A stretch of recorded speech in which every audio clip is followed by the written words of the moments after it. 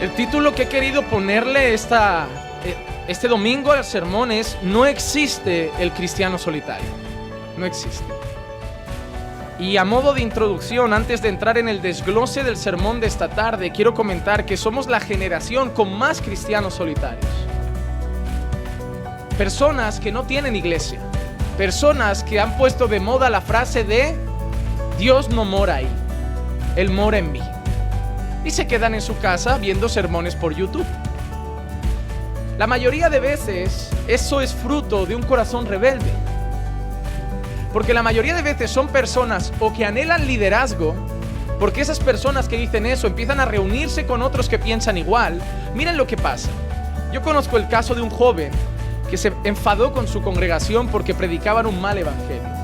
Y él fue de aquellos que empezaba a enseñar esto. Dios ha dicho, y es verdad que dice en su palabra: yo soy Dios, yo no habito en templos hechos por manos humanas. La Biblia nos enseña que somos templo del Espíritu Santo. Pero lo más rastrero es torcer esos textos como para decir que no hay que reunirse con otras personas. Es cierto, yo veo en la Biblia eso, pero por otro lado también veo que se reunían todos los días en el templo. Eso lo veo en Hechos. La primera iglesia iba al templo y luego se reunía en las casas. La cuestión no es que lo de las casas esté mal o que el templo esté mal. La cuestión es que son las dos cosas. Los cristianos iban al templo, se edificaban en el templo y luego seguían otros días en las casas. Porque el culto no acababa en el templo. Eran una familia. Estaban unidos. Y cuando acababa el culto iba cada uno a casa del otro a comer con sencillez de corazón, a partir el pan, a estar juntos, unidos, compartir más del Señor, edificarse, compartir oraciones, hacer todo ese tipo de cosas. Pero muchas personas que empiezan así, el joven que yo conocí es un joven que se enfadó con su iglesia, empezaron a enseñar eso y a convencer a las personas que no era necesario ir a la iglesia porque nosotros somos la iglesia. Esas frases no son del todo incorrectas, pero tampoco fomentan nada bueno, porque fomentan un comportamiento anticristiano. Porque si te vas a Hebreos también vas a leer: no dejando de congregar. ¿Dónde? ¿En mi casa?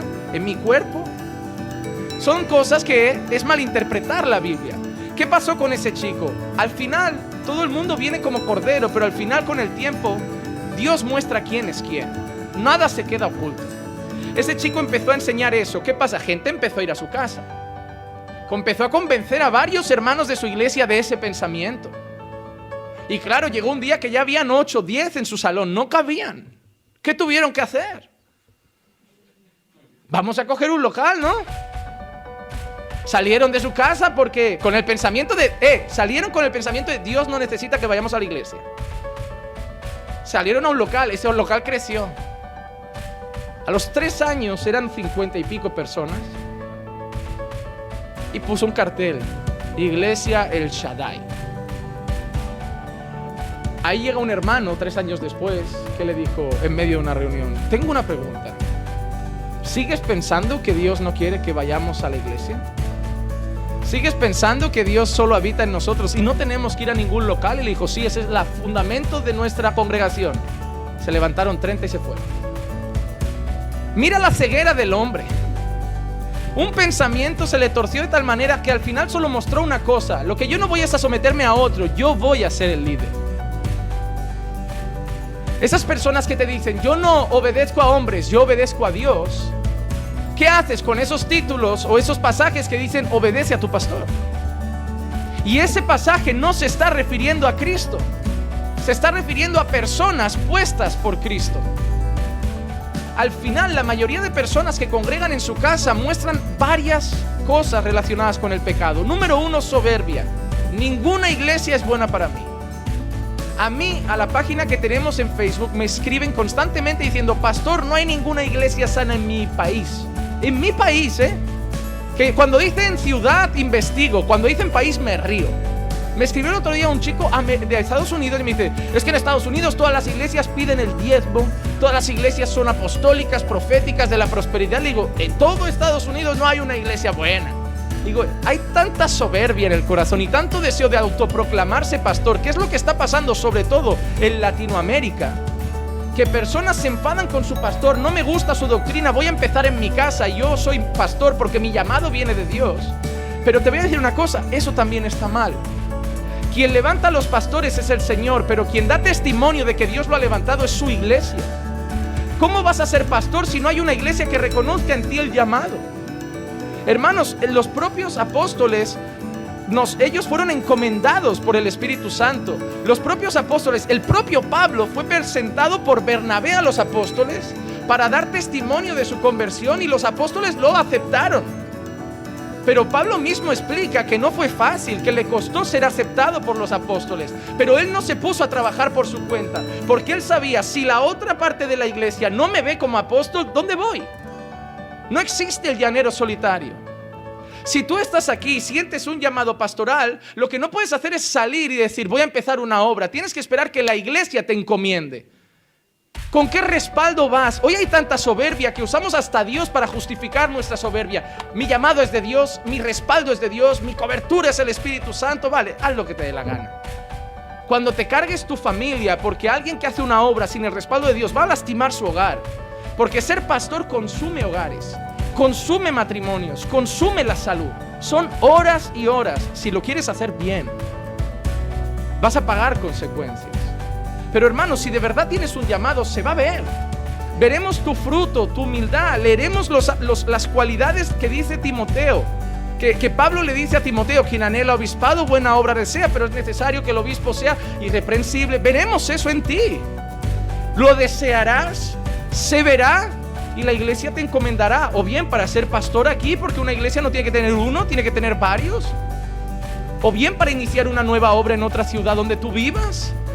Pero serás encomendado, y eso tiene cosas buenas. Cuando te dé un bajón en el ministerio, ¿quién te va a sostener? La iglesia que te encomendó.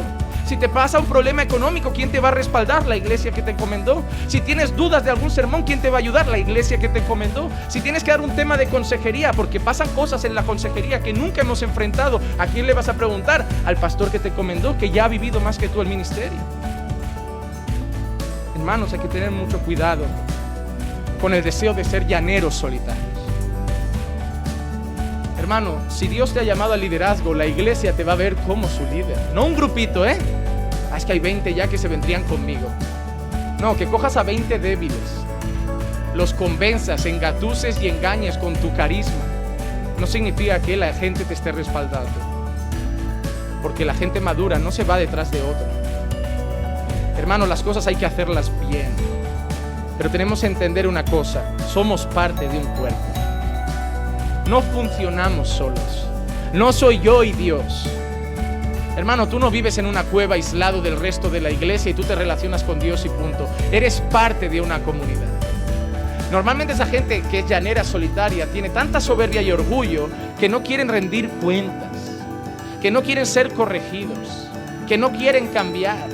Esa gente que te dice: a mí me corrige Dios, yo rindo cuentas a Dios. Hermano, si tú tienes un pastor y le preguntas: pastor, ¿usted a quién rinde cuentas? Si no tiene un diácono al que tiene que responder, o otro pastor que lo mira por si tiene mal testimonio y te dice: yo rindo cuentas a Dios, huye.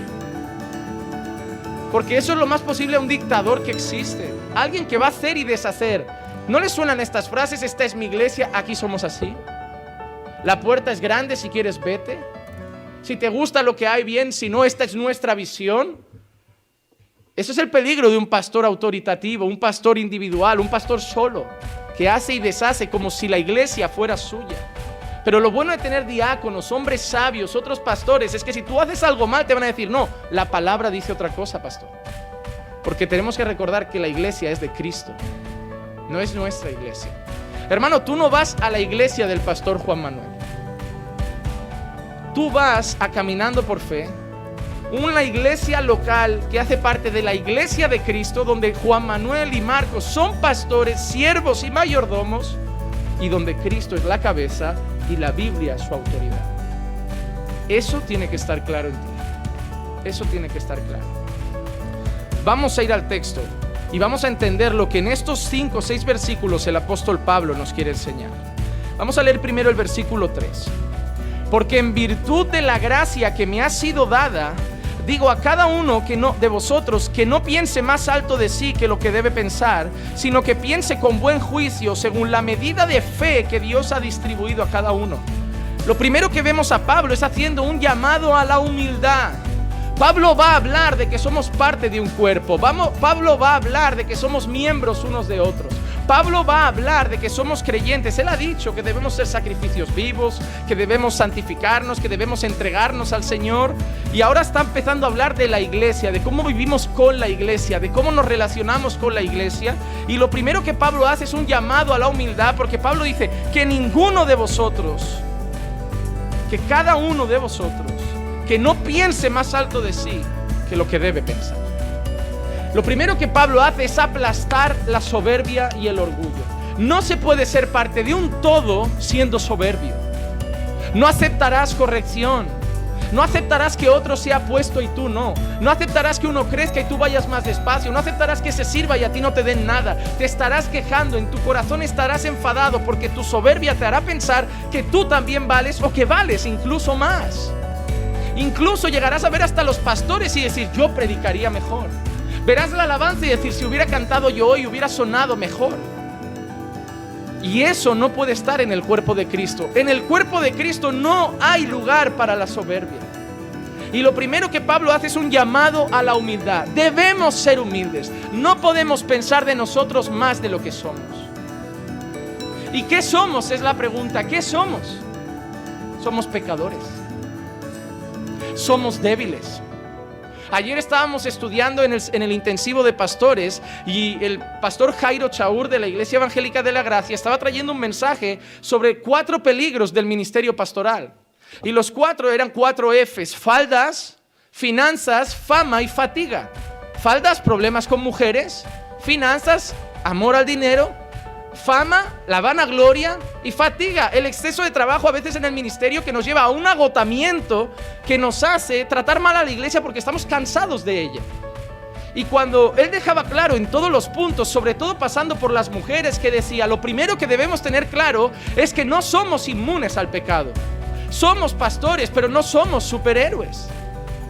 El pastor, cuando una mujer le dice, pastor, ¿podemos quedar en mi casa para tomar un café? Estoy mal, tiene que llevar a su esposa.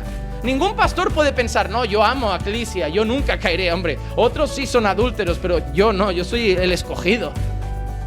No, cuando te das cuenta ya estás mirando de una manera rara, te estás preguntando a qué hora llega la hermana, hoy no viene. La gente está aquí, tú solo buscas si ella aparece.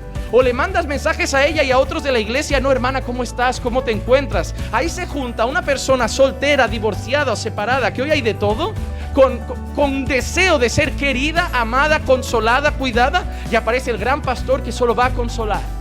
Se enamora así. Empezará a odiar a mi esposa, mirarla con rabia y desear a ver si alguna cosa de salud que tiene sale mal, enviuda rápido y me lo quedo.